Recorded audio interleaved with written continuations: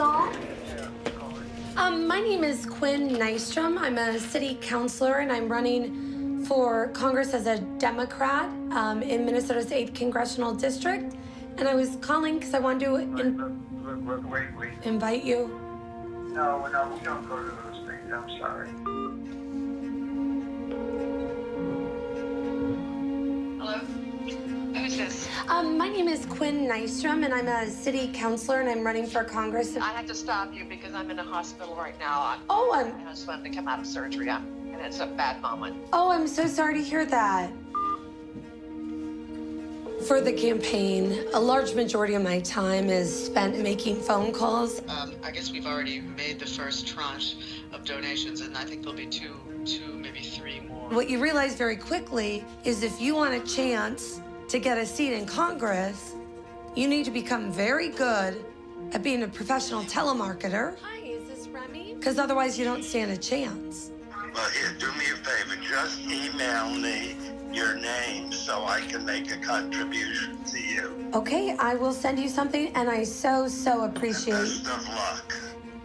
When I decided that I wanted to run for Congress, I made some calls to people who are very politically active. What they said is, if you are not willing, Quinn, to raise $3 to $5 million, there's no point in running.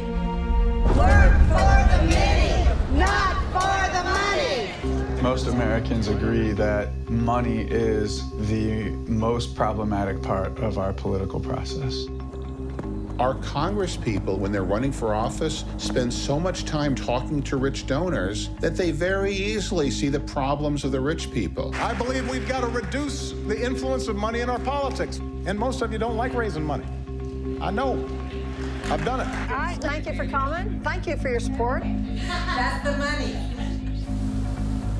I think of it as a banana republic in the sense that the system is about allowing the most wealthy to exploit the system. The Koch brothers are trying to buy America. One of their key political aims has been to fight environmental regulations.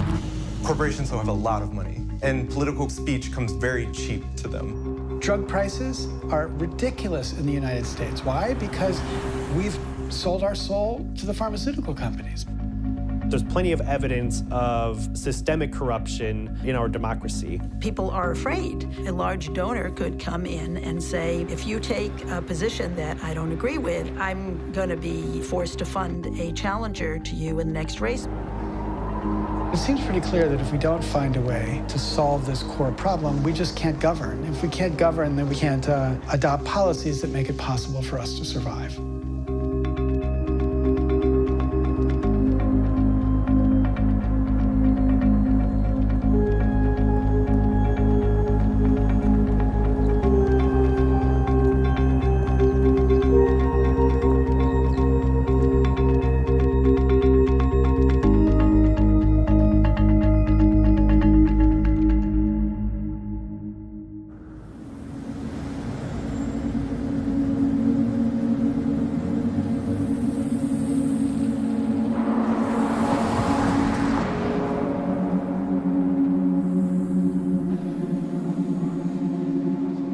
I'm Pricey Harrison. I'm a member of the North Carolina House of Representatives.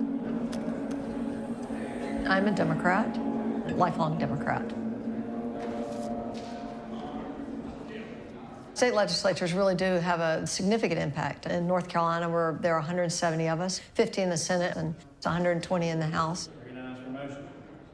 Mr. Speaker, pursuant to Senate Joint Resolution. Public schools are largely funded at the state level. Environmental regulations, there are a lot at the state level. Gun safety rules, women's reproductive rights, local tax codes, too. So it's a really important role. The very first campaign I ran, unseated an incumbent Republican. That was 2004, and it was about $450,000. I thought it was bad, but it's just gotten so much worse. Just a moment.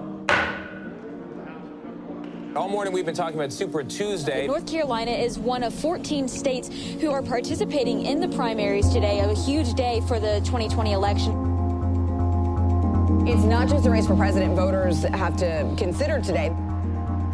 There are also a lot of other statewide races here in North Carolina. They include the race for Senate, House of Representatives, Governor, Lieutenant Governor, the General Assembly. Hello, friends. Hi. How are Hi. you guys? Oh, man, how was turnout this morning? Kind of steady. Not too. I think we have 88 about a few minutes ago. I think that's low. Yeah. Thank you so much for coming out to vote. You're quite welcome. I'm gonna go vote too. All right, the strawberry. I'm a chairperson for the House Democratic Caucus Campaign Committee.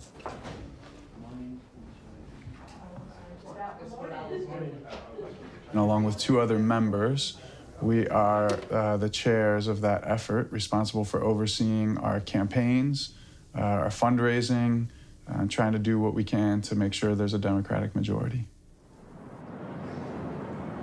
Most people don't pay attention to local media. There's a declining amount of local media coverage in newspapers and other sources. And so when you're running for a local office, you're trying to compete for the attention of voters who have no idea who you are and what you do. And it takes a lot of money to be able to get those voters to pay attention to what you're doing. In North Carolina, in a competitive state house race, we have spent anywhere from $250,000 up to $1 million to be able to win a single state house seat. When I was growing up, I fell in love with the idea that you could use the law to pursue fairness and opportunity. The money is used mostly for paid communications. I've never forgotten where I came from or how digital communications, radio, television. The people who say our schools are broken don't notice what really happens here. This is where North Carolina comes together. This is where North Carolina comes to school. One of my political mentors told me when I first ran, he said, take money from anyone who will give it to you and then vote how you think the right way to vote is and let them decide whether they'll give you a donation the second time or not.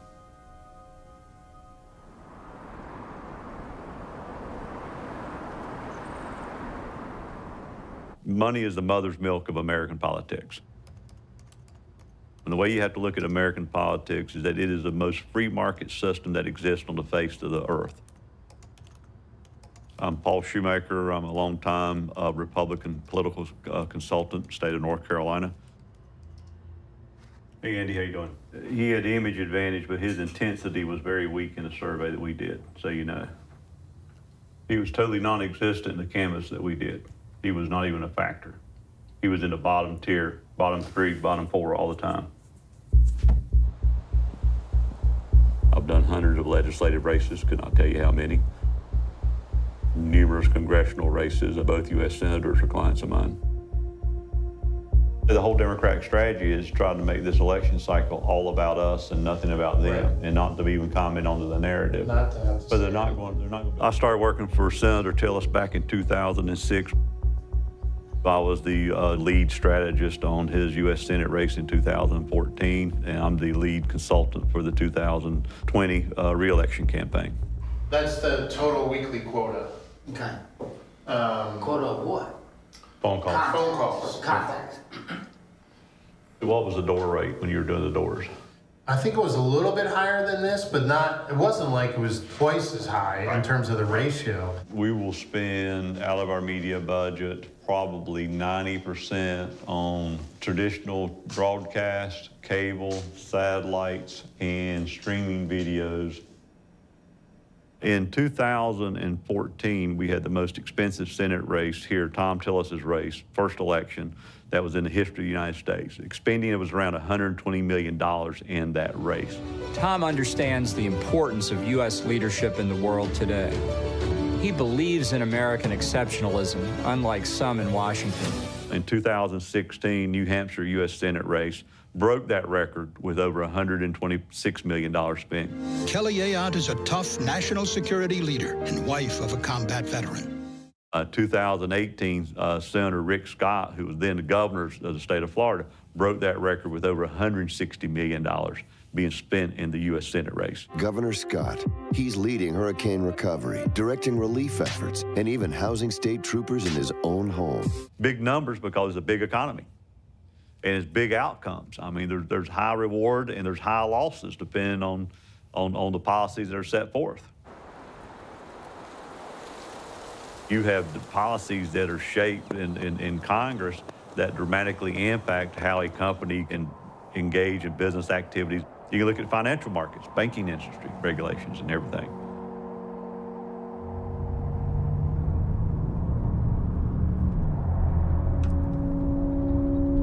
I had a fundraiser in November. I don't like asking people for money. So since I've been running for office for 15 years, I just invited a lot of my campaign supporters and loyal Democrats to a good friend's house.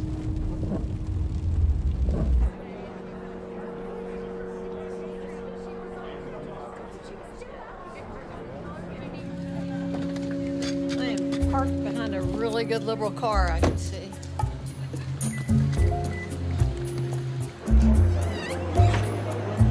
How are you? Come on in. How are you?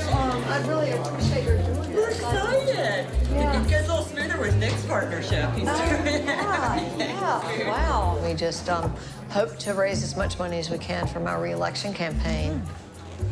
Hey, Gary, thank you for coming. Thank you for your support. You got a great crowd. I think beyond capacity, but it's going to be fun. Hey, thank you for coming and for all you do for Democrats. You've been successful for a long time. That's the money.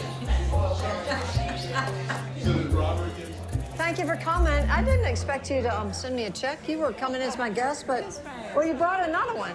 I appreciate your support. So we're still adjusting. I think I raised about $70,000, which is a pretty decent amount. Come meet our Chief Justice. Cherry Beasley is the Chief Justice of our North Carolina Supreme Court, which is the highest court in our state. I'm so glad you could make it. In North Carolina, at the state level and the local level, we elect our judges. I just wanted to make sure she got the credit she deserves, so she... I was hoping that by introducing Chief Justice Cherry Beasley to my donors, that they would, in turn, support her campaign. It's sort of disarming that judges have to raise money, but we really do. And so I'm asking all of Pricey's friends to be my friends as well. I will tell you this. And I'm so grateful to all of you all, because I know every single one of you get hit up for contributions all the time, and what you're doing is so important to taking back our state and making it the beacon of enlightenment. We're going to take the majority, definitely in 2020, with your help. So. I don't like the influence of campaign money at the policymaking level. I think of campaign money as being a huge problem. It's illegal for a donor to say, if you're not with us on this vote, then we're going to take our donations away from you in the next election. So the pressure tends to come in more opaque forms, through rumors from someone that you know, but isn't actually the donor. The rumor will come around and say, so-and-so corporation is very upset about the caucus position on this vote, and I think it's really going to impact their involvement in next year's elections. So the threat is made through a roundabout way. When it comes time to vote on something that may be adverse to the interests of the wealthy donors who you are going to have to go back to next week and ask for more money, that is going to have an impact.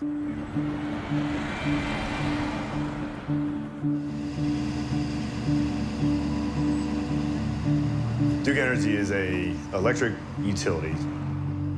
It is the biggest electric utility in the nation. In North Carolina, is known as a regulated monopoly. Duke serves more than 90% of all households, businesses, and industries residing in the state. Today, we can connect more. At Duke Energy, we're doing more too. So no matter how much you do, we're always here with power for your life. Senate Bill 559 was introduced by Republican and Democratic leaders in the state. Part one wasn't very controversial, but the second part would have first allowed Duke to pursue multi-year rate making, which means they could get up to 5 years of approval for billions of dollars of costs and not have much accountability after that. That section would have allowed Duke to earn up to 1.5% greater profit above their currently allowed profit margin. Overall, it was estimated that that part of the bill could have led to billions of dollars in extra costs for ratepayers over the next decade.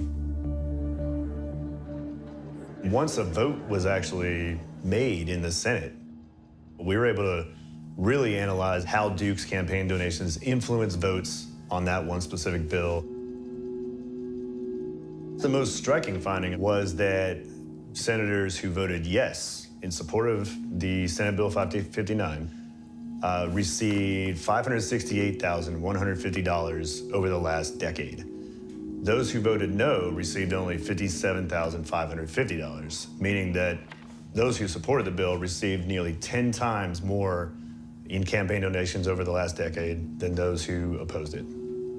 Duke was using those donations extremely strategically.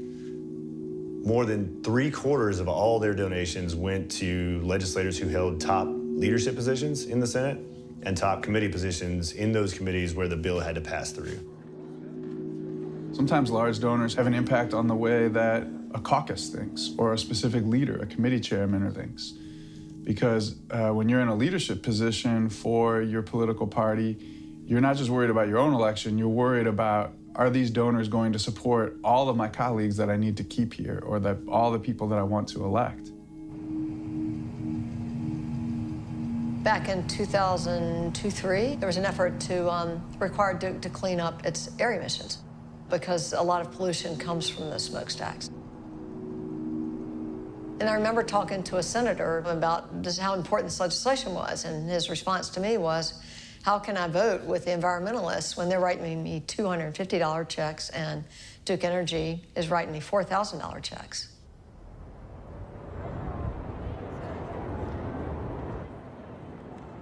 The system as it currently exists is a sort of a Frankenstein monster. I don't think anybody, if they were to try and create a campaign finance system from scratch, would create a system like what we have in the US. There are a number of different entities in our campaign finance system, and they are confusing.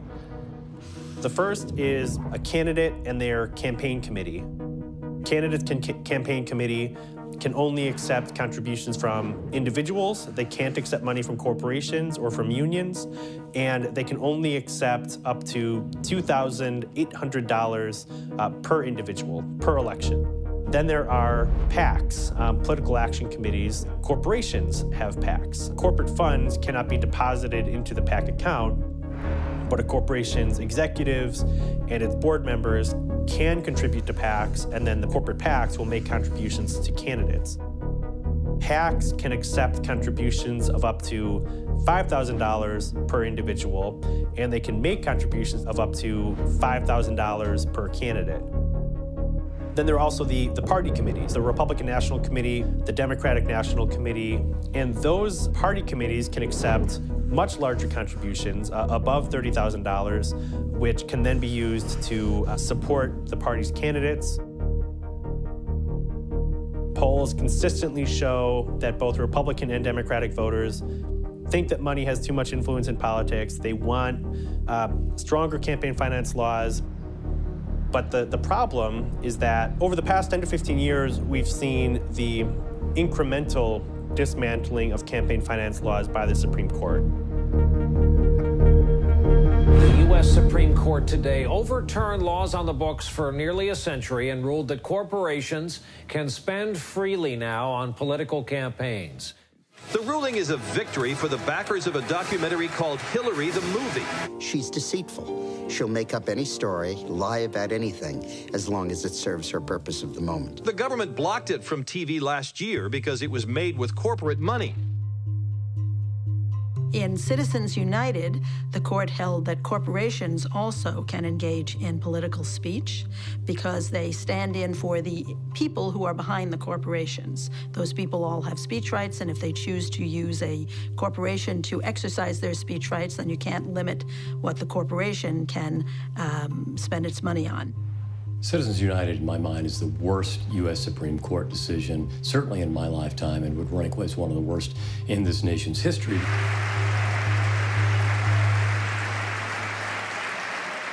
Last week, the Supreme Court reversed a century of law that I believe will open the floodgates for special interests, including foreign corporations, to spend without limit in our elections.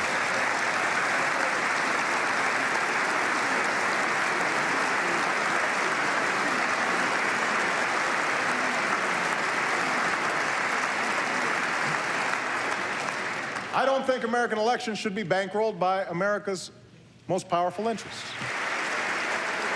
The vote on Citizens United came down on, long partisan lines. There was 5 conservative justices, 4 liberal justices against it. As a result of the Citizens United decision, we have these entities that are known as super PACs, super political action committees, because they can take in unlimited amounts of money and they can spend unlimited amounts of money. Whatever they can raise, they can spend. The super PACs don't give money to the candidates. They do their own spending. They run their own ads. It's all done independently of the candidates. Going back to 1976, the court has held that there is an inherent risk of corruption in unlimited contributions that go directly to candidates. So right now, the contribution limit is $2,800. So you can't give $3,000 directly to a candidate, but you could give $3 million to a super PAC that is doing nothing but advocating directly for that very same candidate. He announced his retirement right near the end of the filing period, and there is a multi-candidate race to succeed him.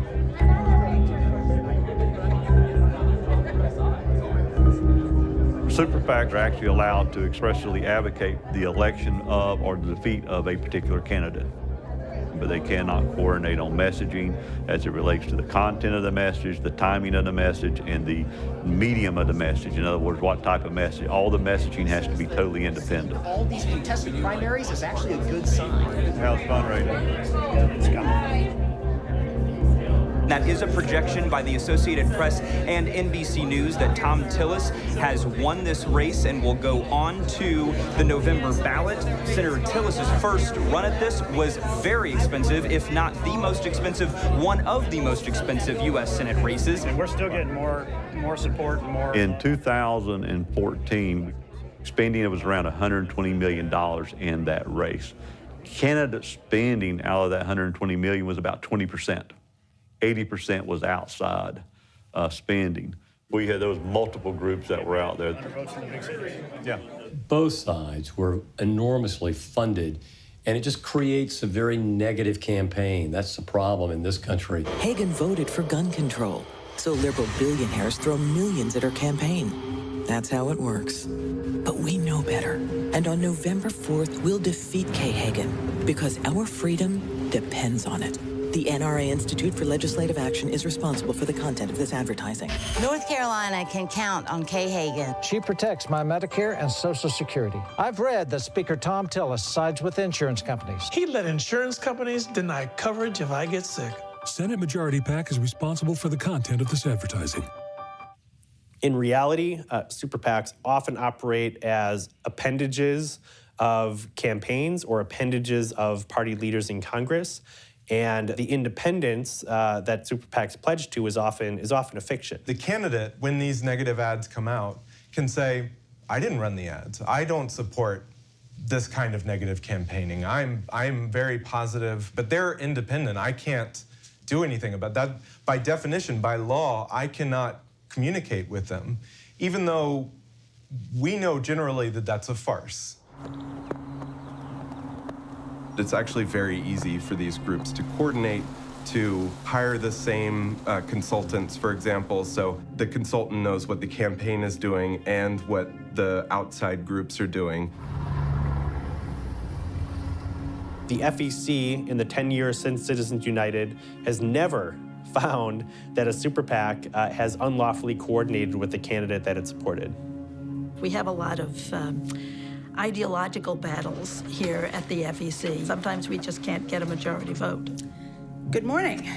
The open meeting of the Federal Election Commission for Thursday, April 11th, 2019 will come to order. Sorry for the slight delay. The Federal Election Commission is composed of 3 Republican commissioners and 3 Democratic commissioners. We have a very interesting agenda. It takes 4 votes to start any investigation, to issue any penalties, to provide any guidance, or to do any rulemaking. All of that requires 4 votes, has to be done on a bipartisan basis. And if we can't get 4 votes, then we can't start the investigation. Obviously, people should put out their ideal, but I think that's probably not going to garner 4 votes for a whole variety of reasons, which I'm happy to get into if anybody would like. But that I don't see that getting 4 votes, just to be completely candid. Another issue. Always appreciate your candor, Commissioner. Campaign finance has become a very partisan issue. Republicans do not like the campaign finance legislation. We did have a recent example involving the Hillary Clinton campaign and a large super PAC. Never quit, never lose faith, never stop fighting for others. The Democrats on the commission wanted to investigate it. The Republicans on the commission blocked the investigation. So it's an ideological divide. It's just a very different view of whether it is good to have campaign finance laws, whether it is good to have any kind of restrictions, and how strongly we're going to enforce those laws. A motion for Republicans are more concerned with protecting people's First Amendment rights, and they are less concerned with the potential for corruption. A lot of our campaign finance laws are built around the First Amendment. It's part of the Bill of Rights in the Constitution. And it says, the right of the people to free speech, to practice of religion, to petition their government should not be infringed. This is sort of the core of American free speech laws. So a lot of attempted regulations have been thrown out because they're seen to infringe on your right to unimpeded discussion, debate, and influence in the government. The problem, though, is that the court has treated money as the equivalent of speech, that there's no distinction between me talking about an issue and me spending money to influence an issue or to influence a candidate. And I think that's where the court has gone wrong.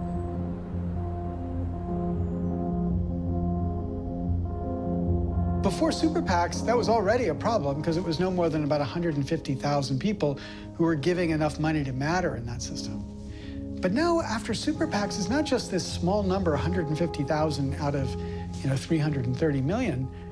It's now 100 people who are essentially the critical funders behind the most powerful super PACs.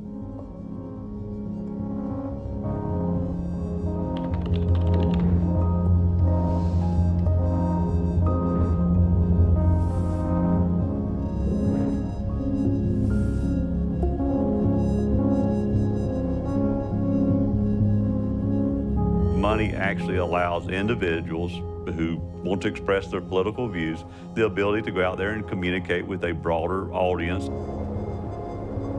I think more speech, more discussion leads to a better outcome. And so we should be encouraging participation, not trying to limit participation. Everybody has this right to speech. The problem is that some have much more of a right to free speech than others.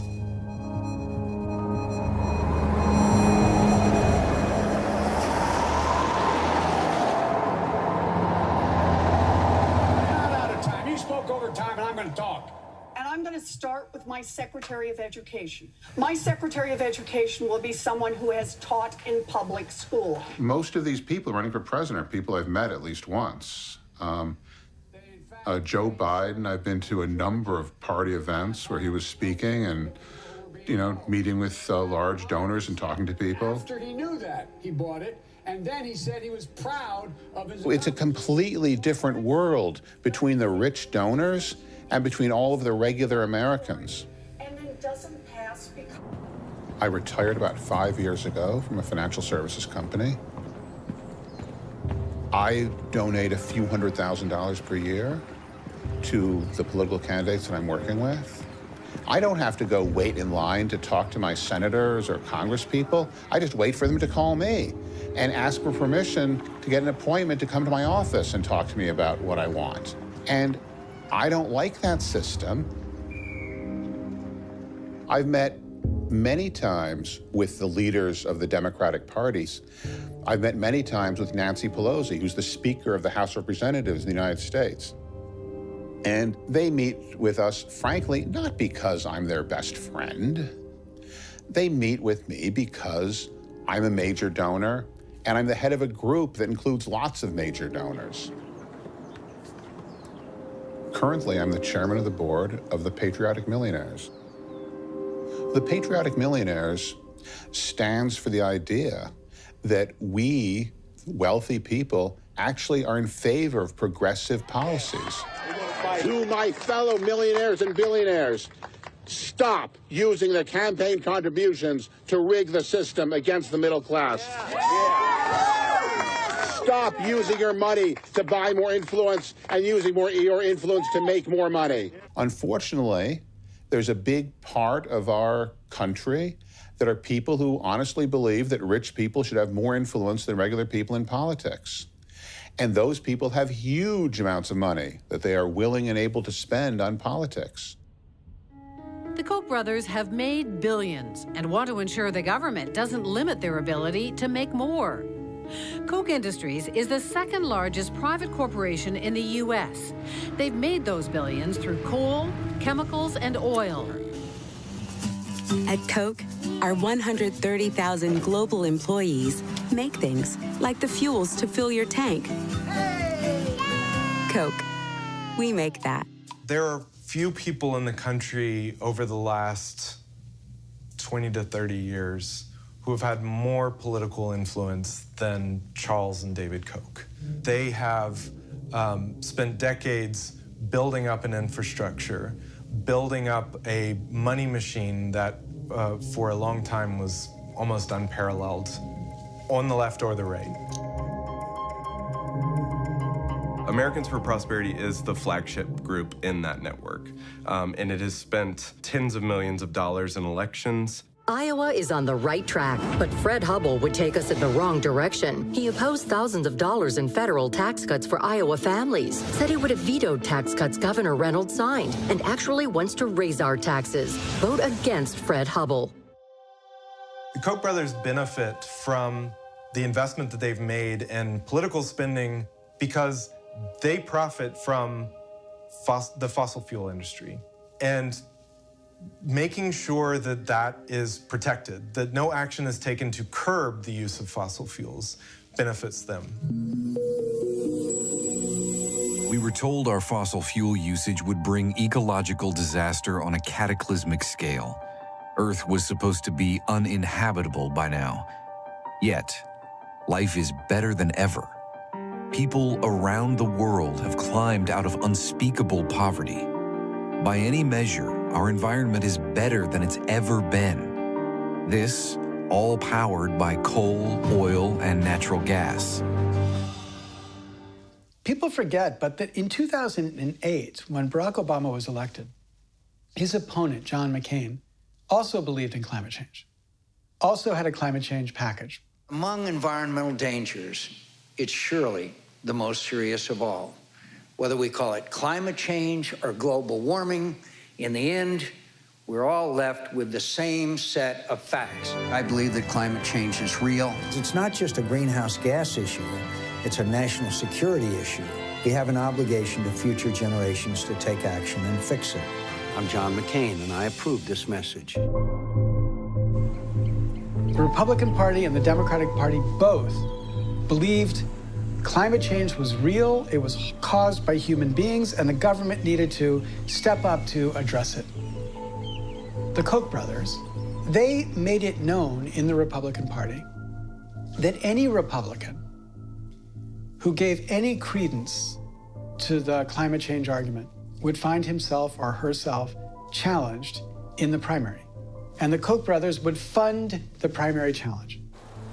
The Kochs and their partners spent at least $40 million in the 2010 U.S. elections. I'm proud to be one of the hundreds of lawmakers on all levels of government to sign the Americans for Prosperity No Climate Tax Pledge. This pledge states clearly that climate change legislation should not be used to fund a dramatic expansion in the size and scope of government. And almost overnight, you went from a party where a significant majority acknowledged the truth of climate change to a party where almost no one was willing to acknowledge the truth of climate change because they knew that if they did, they were dead. I'm Nancy Pelosi, lifelong Democrat and Speaker of the House. And I'm Newt Gingrich, lifelong Republican, and I used to be Speaker. We don't always see eye to eye, do we, Newt? No, but we do agree our country must take action to address climate change. That was a striking ad for me, striking ad for, I think, a lot of Republicans around the country. Well, first of all, it's probably the dumbest single thing I've done in recent years. It is inexplicable. I actually don't know whether global warming is occurring. So here was an example of just a couple billionaires threatening to spend money in our political system to change a fundamental policy choice in a way that made it impossible for a decade, maybe 2 decades, for America to even address the question. So Obama's talking about all of this with the global warming and that, a lot of it's a hoax. It's a hoax. The United States will withdraw from the Paris Climate Accord.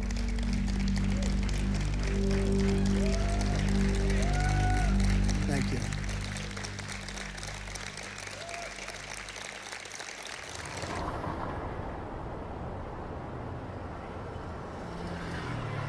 Should we make sure that the city staff will be there too, since they're the ones that are Tim gonna is working on implicate that. Okay. We are not immune to the influence of money in our party. When the Democrats were in control, it was difficult getting bills passed that certain special interests like Duke or drug companies were opposed to. Hey, it's Pricey Harrison calling. And I see it at the state level. I see it at the federal level much worse. The way that the pharmaceutical company operates is a good illustration of the way that money and influence operates in Washington, D.C. The pharmaceutical industry spends an enormous amount of money on campaign contributions and lobbying Congress, and they wouldn't be doing that if they weren't getting something in return. There's money flowing everywhere, just an unimaginable amount of money going into political races. The pharmaceutical industry as a whole gives, in a typical year, about $30 million to American politicians in Washington.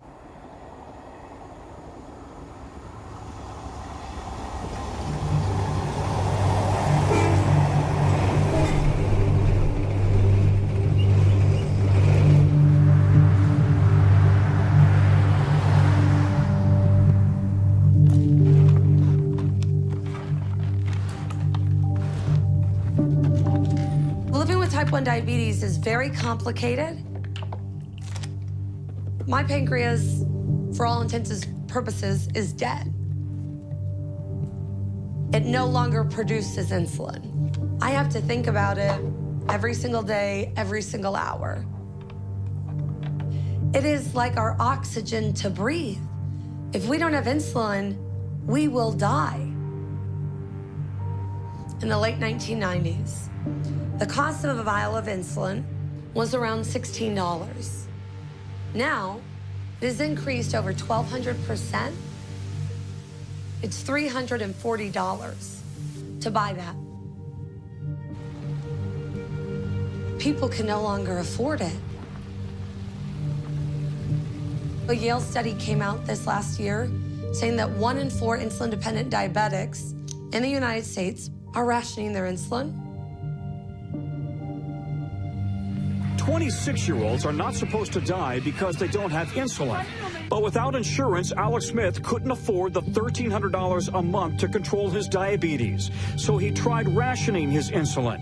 Empty vials found near his body. The child that I gave birth to, my flesh and blood, I lost him because of pharmaceutical greed. Those companies, sadly, they're playing in the sandbox that was created for them. Who I'm really upset with is our elected officials. They are the ones who have the power to change our laws. The nays are 51. Has it been corrupt and greedy? Yes. Do those politicians accept the money? Yes.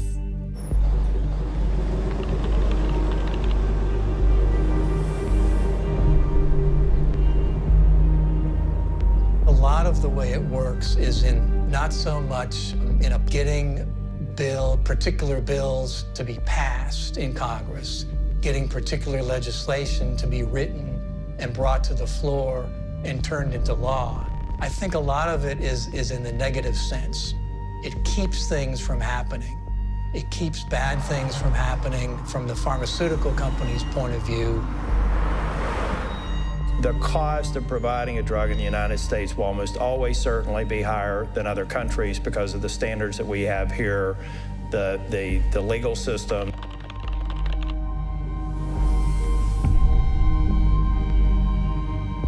Many people right now want to take the easy way out and say, let's just go find an international reference price that has been done by basically a country mandating a certain price point and adopt that as our price point. I, for one, think if we use that simplistic approach to addressing a serious problem that we may need to make progress on, that you're going to see innovation dry up. In today's world where we have COVID, if we're not careful with the way we implement policies, then our medical community, our scientists would have fewer resources to try and advance research for vaccines and therapeutics to fight COVID and future viruses.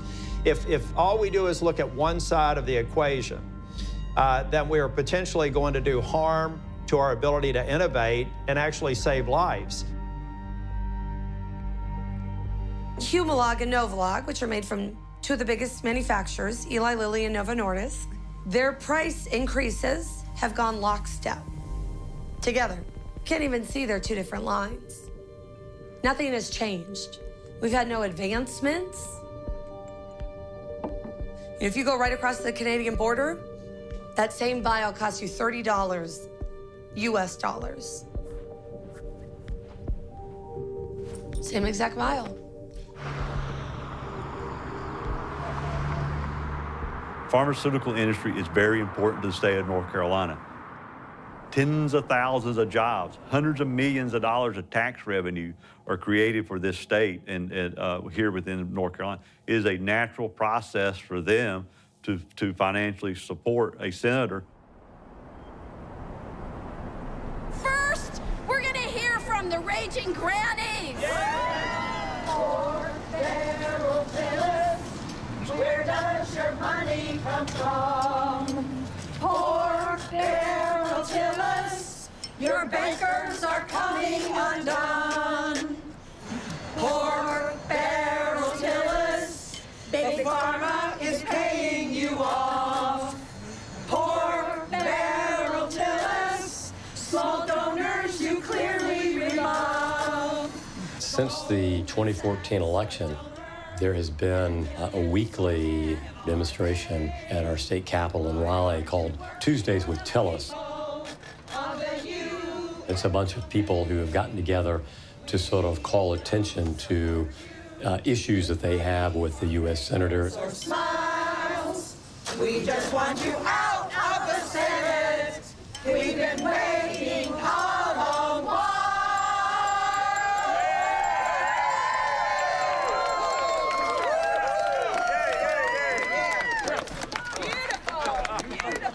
Let's just come as close as we can so that you can hear our great speaker. Bob Phillips is the Executive Director of Common Cause North Carolina. Thank you, Karen. One of the central issues in this upcoming election for this U.S. Senate campaign is money. You all have been with us. We obviously have fought for trying to get better laws with regards to money in politics, but Citizens United has unfortunately made it so much harder. We want a mind made up. A lot of people wonder, well, if they're taking money from wealthy special interests, what does that mean for that person's ability to serve all of us? The vast majority of the support that I receive are from individuals, from business industries that I support, agriculture in North Carolina. I have great support from farm groups and organized groups that represent the voices of farmers. I have great support from business groups who represent the voices of small businesses. And I'm not going to apologize for that support. I think it's critically important because the policies that I've focused on have been on creating jobs. Work for the many, not for the money. Work for the many, not for the money. It's not about the money, it's about how the candidates themselves line up ideologically, be it financial institutions, be it pharmaceuticals, be it gun safety laws.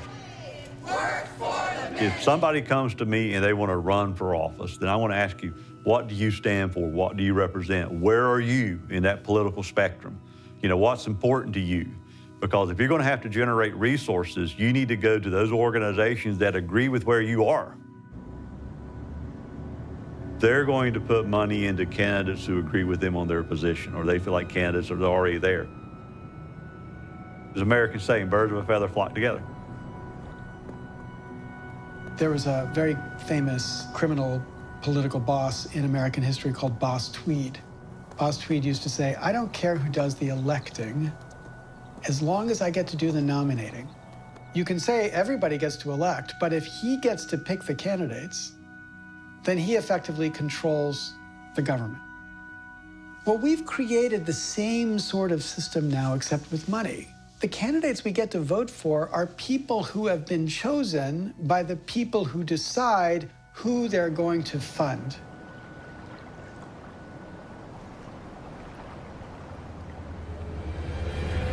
Individuals reaching the gate at the 3rd precinct. In a world full of chaos, leadership matters. I am your president. Strong, steady, local leadership by Republicans across the country is helping to heal our nation, all while liberal activists stoke the flames of fear and lawlessness. That's why it's more important than ever for Republicans to win races and flip seats.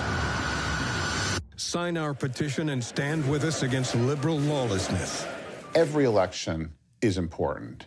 This one probably is more important than most because this time we really do have two sides with radically different ideas of what America should be like.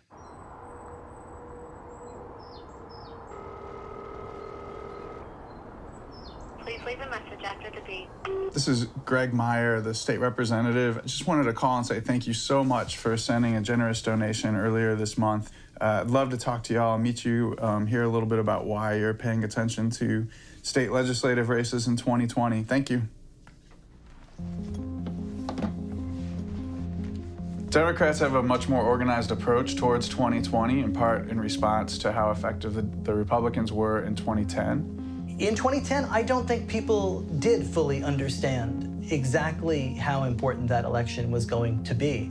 A handful of Republican strategists, they certainly understood how important that election could be. If Democrats could have a redo on any election in our recent past, it would probably be 2010. In the United States, election years that end with a zero, 2010, 2020, 2030, are more important. They carry more weight than other election cycles. And that's because the United States does, by our Constitution, a census of our entire country in every 0 year. We try to count every person who lives in the United States, and a lot is dependent on that. For example, North Carolina has gained about 1 million people over the last decade. So North Carolina will now get a new seat in the United States House of Representatives. And then for the legislative districts, they will also be redistricted. It is done by the state legislature.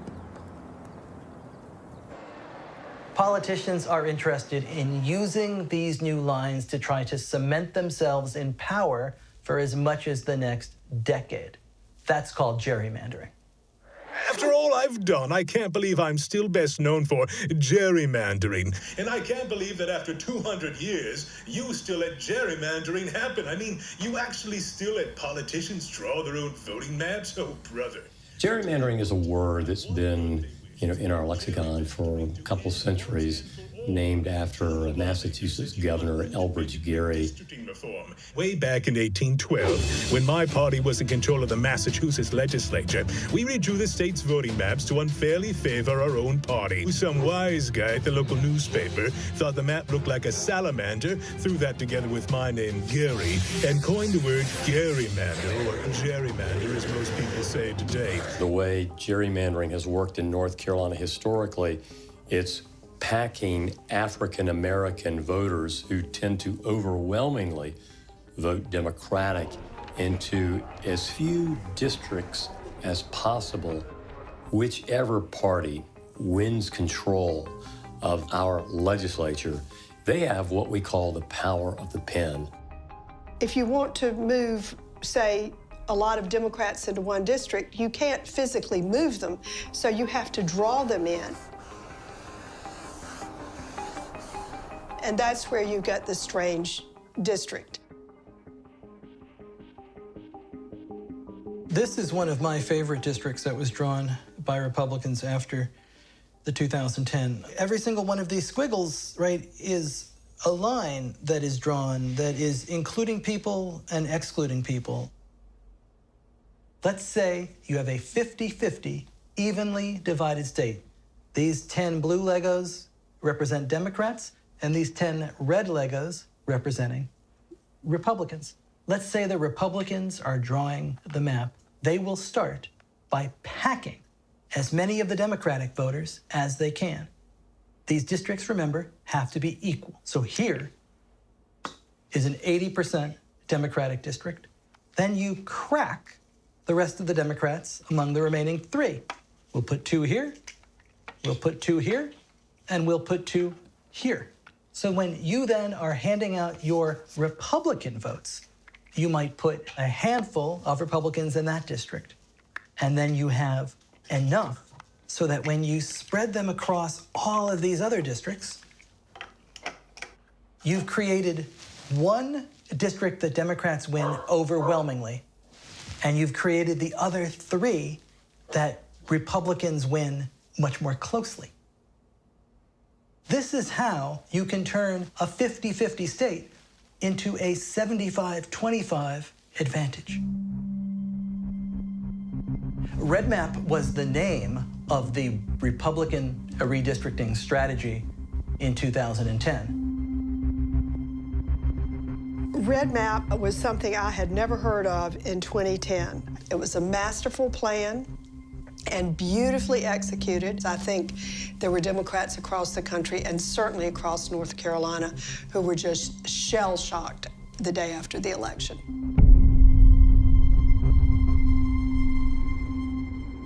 Red Map in many ways is the biggest heist in modern American politics.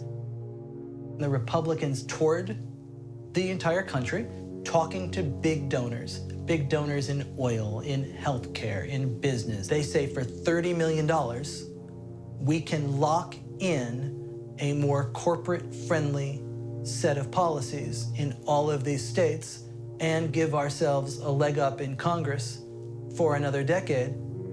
A lot of these donors said, absolutely, here's my checkbook. The largest contributor is the U.S. Chamber of Commerce, just under $4 million. What you also see are a lot of tobacco companies like Altria. Altria donated just over $1.4 million. Another tobacco company, Reynolds American, right underneath that, just over $1.3 million. There's a number of pharmaceutical companies. Eli Lilly at $223,000. The $30 million that Red Map cost, they would push it out often to local allies and statewide allies on the ground. In North Carolina, one of the key groups was called Real Jobs North Carolina. They sent $1.25 million down to Real Jobs NC, which is led by a conservative businessman named Art Pope. Art Pope is a wealthy individual from North Carolina. His family has made a lot of money on dollar stores. His father's created a dime store empire, catering really to working class, lower class. He's born into a very wealthy family, but he thinks that he's a self-made man. He feels like he pulled himself up by his bootstraps. Anybody else can do it. His whole ideology is based on that premise. Very anti-government and pro-business. I've known Art going back since 1984. Very successful business person who understands the economic and has a very strong conservative philosophy as it relates to the economic side of it. He's been very politically active. People say, well, Art, why do you support conservative causes? Why do you support Republican candidates unless you think it has an impact? Of course I think it has an impact. It's businesses that create real jobs, not bigger government. It's time we got government off our backs, put people back to work, and made North Carolina job-friendly again. Real Jobs NC sponsored this ad. State races are smaller, they're more local, and they generally cost a lot less money. Pope and groups that were closely related to him, they spent about $2.2 million.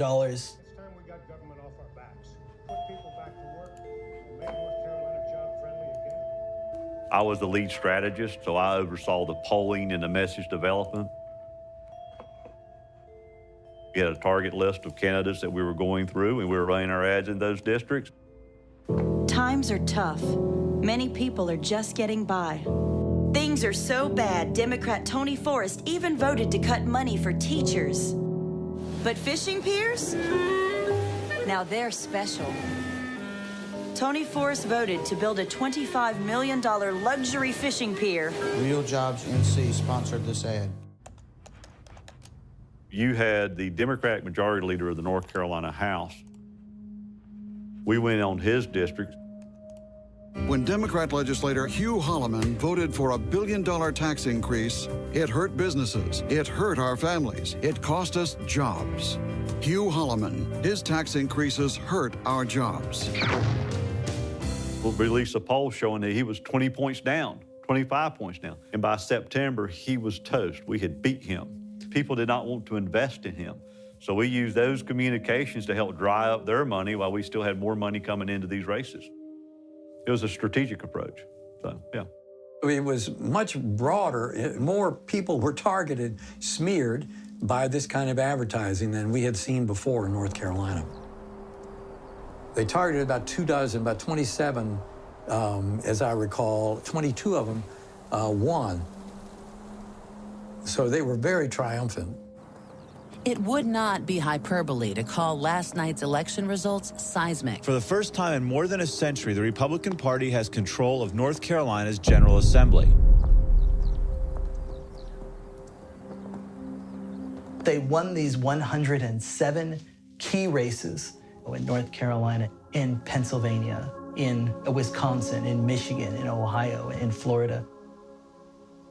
Those races tilted control of legislative chambers from the Democrats to the Republicans in many cases. So when the Republicans won control in 2010 and then drew maps in 2011, that next election in 2012 and subsequent elections, well, they gained even more seats in the North Carolina General Assembly. In Wisconsin in 2018, voters gave Democratic Assembly candidates at their state house almost 200,000 more votes than Republicans, and yet, who's in charge of the state legislature? Republicans. This has been the story that's repeated itself in state after state this entire decade. This is what Red Map created.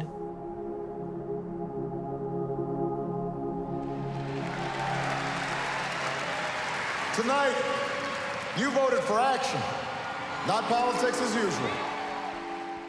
The national effect of Red Map is huge. In 2012, Americans re-elect Barack Obama. And they give Democratic U.S. House candidates 1.4 million more votes than Republicans. And yet, Republicans control the House, and it's not even close. The numbers are 234-201. This is the power of these district lines. Barack Obama's second-term agenda is over. It's finished. It's dead on the night that he is reelected to a second term. Eric Holder, who was Barack Obama's attorney general, told me that he and Obama have a meeting in the White House, and they're looking at the numbers, and they can't figure it out. They didn't even understand what had hit them. They hadn't understood or even heard of Red Map. We are in another census year right now. If Democrats were asleep in 2010, they are wide awake now.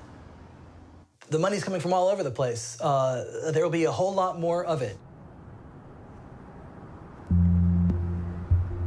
Now it's just an oligarchy with unlimited political bribery being the essence of getting the nominations for president or the elected president. And the same thing applies to governors and U.S. senators and Congress members. Most people would say, oh, no. It's not a bribe. First of all, it's legal. You know, this is allowed in the United States. And we don't tell the politicians what to do. It's all oriented toward money. It limits the number of candidates who can run. It limits the agenda that gets political debate. It is legalized bribery to say, I'm going to give you $10,000 and I don't expect anything. They do expect in return. Some mornings it's hard to get up. I mean, when you look at the landscape of political reform in the United States, especially when it comes to money in politics, the vast majority of changes in almost the last 20 years have been in favor of massive, unlimited contributions, less disclosure. There are two types of political money. There are reported contributions where the public knows who gave this money, and then there's what we call dark money. And that's what I see as more of a threat to democracy.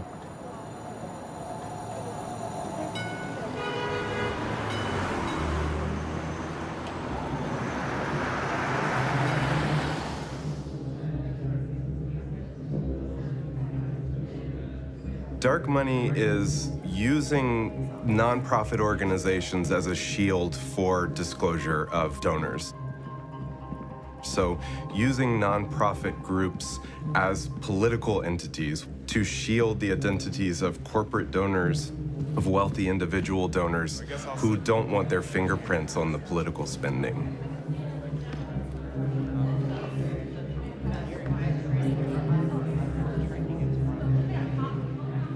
If you're used to doing money in politics reporting, throw everything that you know out of the door, because there is no one-stop shop for dark money reporting. Your main objective is always to be piecing together a narrative from all of these little scraps that you're going to find all over the place. And a lot of those things... Say you're a wealthy donor and you want to spend $2 million in a Senate election. You find a tax lawyer who can establish social welfare nonprofit. So they'll tell you how much they're spending. Social welfare is anything that is advocating for particular policies. So the National Rifle Association as a social welfare organization because it exists to promote the Second Amendment and the right to own and keep arms. We are here because we all believe in one thing, in protecting the Second Amendment and the freedoms that we all love and enjoy. You have the power, you have the right to protect yourself and your family. Planned Parenthood protects the right to abortion. In the United States, abortion is a safe and legal way to end a pregnancy. To find out more about your abortion options, call your local Planned Parenthood Health Center or visit PlannedParenthood.org. The problem is that it's very easy to use as a way to get secret money into politics.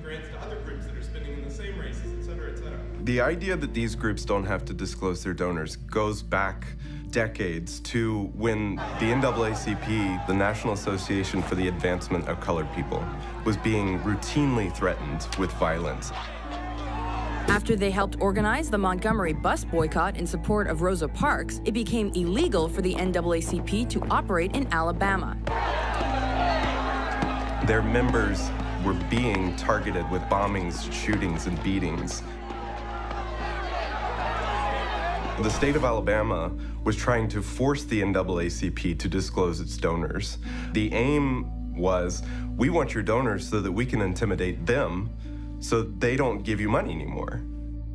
The Supreme Court decided that this was an intimidation tactic, that it was something that would chill free speech. But now, what's happening is that you have a sliver of the American public, by and large, white, rich men, who are saying, we're just like the NAACP. If we have to disclose our contributions to these politically active nonprofits that are spending hundreds of millions of dollars in elections, we could be threatened. So the dichotomy here is kind of absurd. Since Citizens United, there's been close to $1 billion that has been spent by dark money groups. The core issue with dark money is that we don't know the donors. The only sort of thing that we can hold on to is those rare instances where the groups accidentally disclose something. Or you'll find a tax filing for another group, a trade association like U.S. Chamber of Commerce, the Pharmaceutical Manufacturers of America. PhRMA stands for the Pharmaceutical Research and Manufacturers of America. They are probably the most powerful lobbying industry trade association in Washington. PhRMA all by itself, it has a budget, the last time we checked, of almost $500 million a year. It's all about promotion and lobbying and political campaigns. In the 2016 election, a lot of Republicans were promising to repeal Obamacare, get rid of it, and replace it with something else. Didn't like it. It was socialistic. It was bad for Americans. Obamacare is a total disaster. Millions of Americans about to see their premiums go through the roof. And Democrats are still defending it. The Affordable Care Act is something that Democrats have to be proud of. Just imagine what Hillary Clinton would do with a Democrat-controlled Senate. We can't let that happen. Help us protect the Republican Senate majority. There was a lot of political rhetoric to repeal the Affordable Care Act. And so people wanted to know, where does the PhRMA lobbying group stand on this? We had the CEO to our office and we said, what do you think? And he told us, we don't have a position. We are neutral, we're watching the process, but we don't have an opinion. But when we looked behind the scenes, we found they were giving millions of dollars to a dark money group that, in fact, was opposed to Obamacare, American Action Network, AAN. Obamacare puts bureaucrats in control. The Republicans' plan puts patients and doctors in charge. Obamacare stuck families with soaring premiums. The new plan provides more choices and lower costs. Repeal and replace Obamacare. Tell your congressman to vote with President Trump.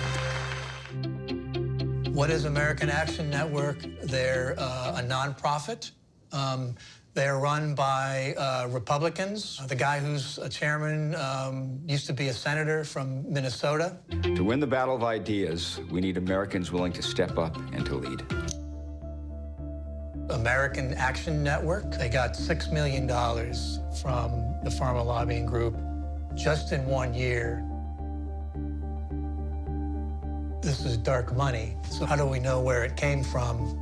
The answer is that the dark money groups themselves don't have to disclose the identity of their donors, but the trade associations like pharma are required once a year to make a list of people they give money to. So that's how we found that out. It was hypocritical. They wanted to have their public face saying one thing, and they wanted to have their money behind the scenes saying another thing. The problem that so many people have with dark money is it allows you to play a double game like this. Every single day in Washington and in state houses around the country, politicians go to work knowing that if they make one wealthy interest angry or one wealthy individual angry, that could result in millions of dollars being spent. I used to get made fun of a lot because almost everything I did were these complicated flowcharts. But that's... Most Americans just don't have enough time to understand tax law and campaign finance law. Some time for questions. That protects these groups. To some extent, it would almost benefit us if it was literally bags of cash that wealthy people were giving in secret to politicians, because people would understand that more. We also make it a habit to ask for a copy of what's known as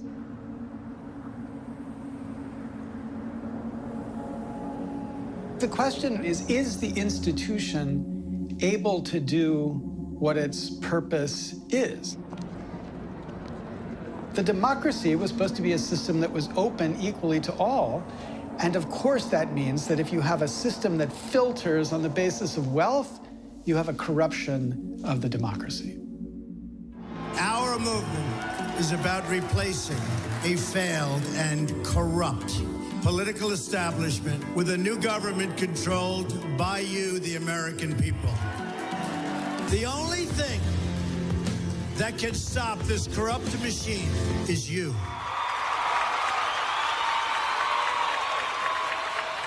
I was actually very excited when Donald Trump became the first leading Republican candidate in a generation to make the corrupting influence of money a core part of his message.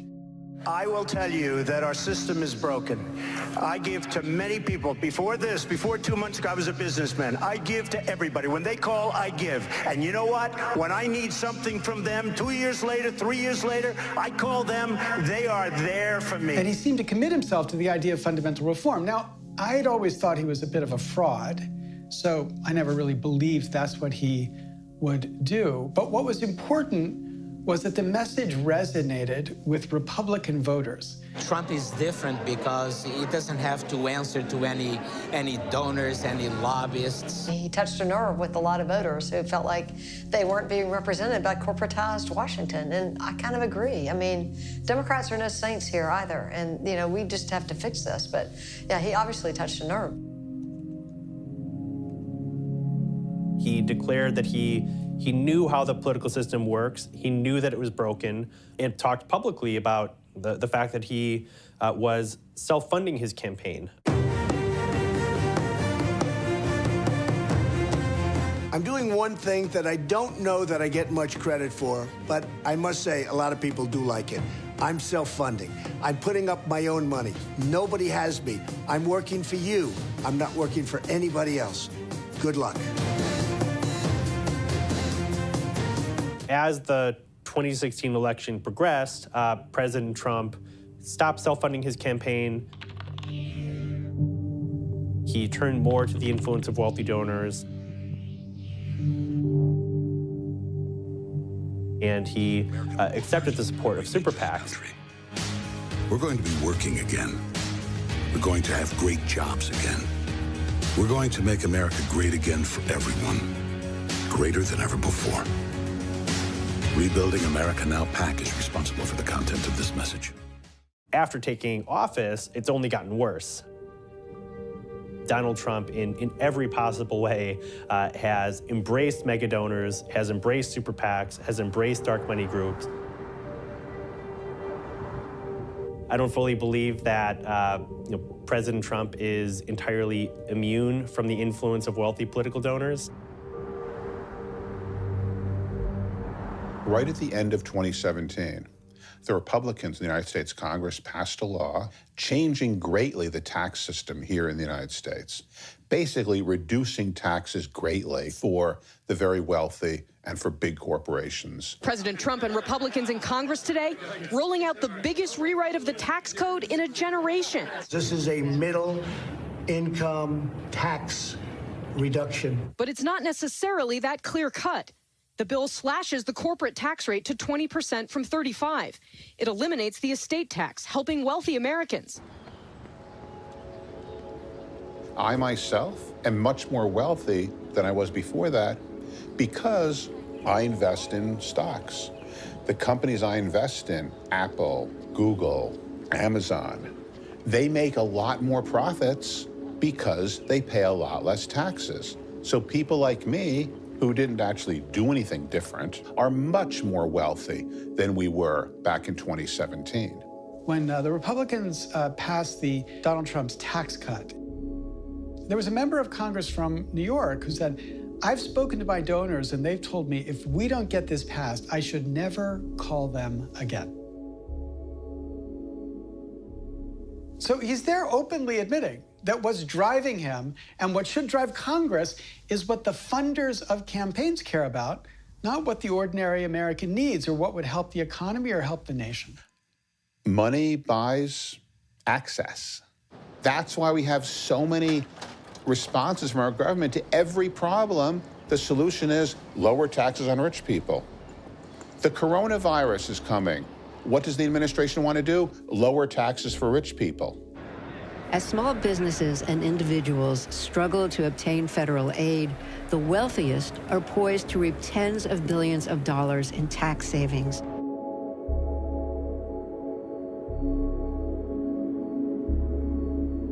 And that's not necessarily the right answer, because that's causing our inequality in our country to get worse and worse and worse. And that's not good. That's not good for the long term. That's not what I want for my country.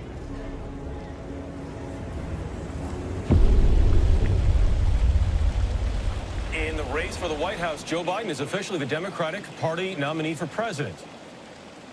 What we believe, and maybe most importantly, who we want to be, it's all at stake. We stand together, finally as one America, we'll rise stronger than we were before. I'm Joe Biden, and I approve this message. In the 2020 election cycle, we did, at the beginning, we saw almost every major Democratic presidential candidate taking a number of voluntary pledges. They refused to accept money from corporate PACs, and many candidates at the very beginning of the election cycle refused the support of super PACs. As the presidential campaign progressed, these pledges began to fall away. Joe Biden was the first major candidate to accept the support of a super PAC. Stand up, take it back. We can, in fact, do anything we set our mind to. That was back in early winter of 2019. He accepted the support of Unite the Country, which was set up by former campaign aides, funded by large Biden campaign funders. This is the United States of America.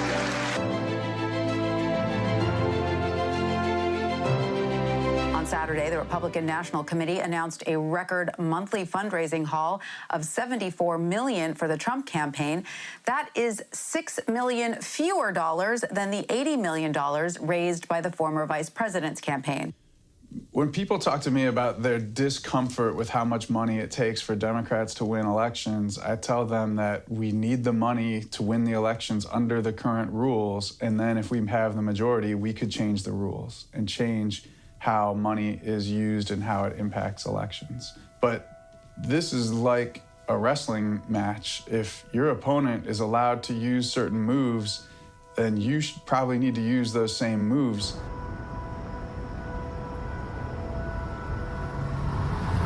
If we don't solve the corruption We can't solve the tax catastrophe. We can't solve the minimum wage problem. We can't solve healthcare. We can't solve any of them.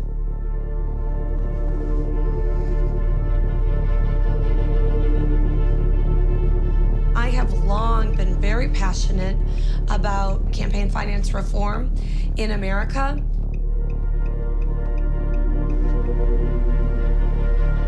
It's going to take a while, and maybe 10 years won't do it. To get this passed, we need to be active. We need to be on our feet. That's what our current system does. And in that system, good people will say, no, I would feel bad if I gave my politician a whole bunch of money and then in return said, hey, I want you to make things right for me, right? But evil people are like, oh yeah, let's do that. I like the corruption. This is why Move to Amend proposes going around the Supreme Court. We need to amend the Constitution. Her name is Quinn Nystrom. Oh, come on up here. Cameras are welcome. I support amending the U.S. Constitution to make clear that corporations and other artificial entities do not have constitutional rights and that money is not speech and campaign spending should be limited through regulation. I don't think our founding fathers intended for our elections to be this way. It's very difficult to do, to adopt a new constitutional amendment. Well, you have to get it through the legislature. It has to pass Congress, and then I think we need 3/4 of the states to have adopted it. It could happen. I don't anticipate it's going to happen anytime soon. What happened if you institute a system that took the money out, and then what are you left with then? And would people be happy with it? No. If you take the money out of the process, you end up limiting the speech, and you end up limiting the public's ability to get to the root of the issues. I'm afraid that our country is going to devolve into a state with a few rich people and lots of poor people, and the poor people are just going to give up and not take it anymore. That kind of system did not end well for the rich people in France a few hundred years ago, and I'm afraid it's not going to end well in the United States for the next generation. No justice, no peace. No justice, no peace. This country has become profoundly undemocratic. No justice, no peace. And what happens when voters feel as if the normal processes don't work? No justice, no peace. They have no choice but to take to the streets and to protest. Black lives matter. Black lives matter. The system is absolutely broken right now. The house is burned down and the foundation is broken. We can build the foundation back. We can build the frame of the house back. It might not be in perfect condition afterwards, but we can certainly do much better than we're doing right now. The thing we could do tomorrow is to give every citizen a voucher. The idea of a voucher is the government gives everybody a coupon, or maybe a booklet of coupons. So if the coupon is a $100 coupon, and the candidate gets the voucher or the coupon from the citizen, and they turn it in for cash. So you radically shift the power from the 150,000 who now fund campaigns to the millions who would have the access to vouchers to help fund their campaigns. The moneyed interest, they want us to give up. They want us to feel defeated. They want us to feel, oh, it's all rigged, money's gonna win, never a chance. Who's got the most money, they're always gonna win. Well, no, we actually still have votes, and together, if we organize, we can win. We can use the power we still have to win and protect our democracy and bring it back, make it stronger.